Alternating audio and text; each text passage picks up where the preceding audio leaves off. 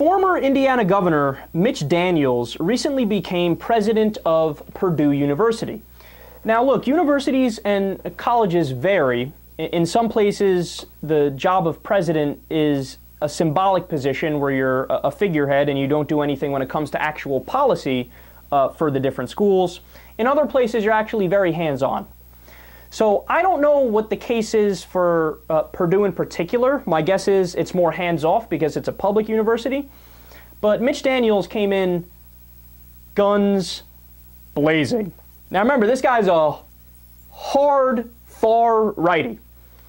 So in emails obtained by the Associated Press through a Freedom of Information Act request, we learned that Daniels tried to censor books and classes. Now understand, Purdue is a public university, like I said. It receives $1.9 billion in an endowment. So you know what that means? You ever heard of this thing called the Constitution? Yeah, it would apply at Purdue because it's public. It applies here. So you can't just willy-nilly ban things that you personally disagree with politically, which, as I'm about to explain to you, is exactly what Mitch Daniels did. So that is flat out, no question about it, illegal and shockingly, stunningly anti-American. The fact that he didn't know this really blows my mind, right? So Daniels, in writings with another top education official, I believe through email, he was talking about Howard Zinn, an anti-war activist and a civil rights leader. He said, quote, "This terrible anti-American academic has finally passed away." Yeah, stay classy, Mitch. Real nice guy here. He continues, quote, "The obits and commentaries mentioned in his book, A People's History of the United States, is the textbook of choice in high schools and colleges around the country. It is truly execrable, anti-factual piece of disinformation that misstates American history on every page. Can someone assure me that it is not in use anywhere in Indiana? If it is, how do we get rid of it before more young people are force-fed a totally false version of our history?" Okay, so a couple problems here. Number one, it's not used as the textbook of choice in colleges and high schools at all. He completely made that up. Number two, it's not anti-factual. On the contrary, Mitch Daniels is anti-factual. So Scott Jenkins, who is Daniels' education advisor, quickly responded to these emails by saying the book was used at Indiana University in a course for teachers on the civil rights, feminist, and labor movements.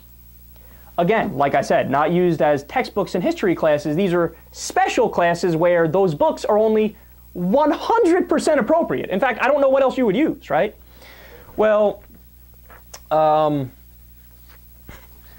he says, "This crap should not be accepted for any credit by the state." Again, this is Daniels. "No student will be better taught because someone sat through this session which board has jurisdiction over what counts and what doesn't."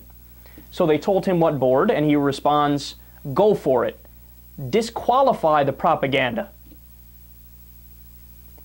Now, the most baffling fact, when Mitch Daniels took over at Purdue, he hosted a lecture that included AAUP members, which I think is a group of professors, if I'm not mistaken. And the topic of his lecture, how speech is suppressed in universities and how he's against it. Dude,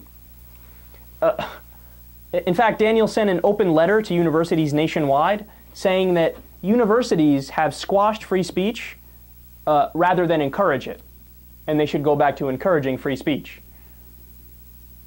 Is this not the world's biggest hypocrite? But look, that shows you Republican 101 right there, man. I'm totally in favor of freedom as long as the freedom is only the things that I like. How do you not see that blatant contradiction?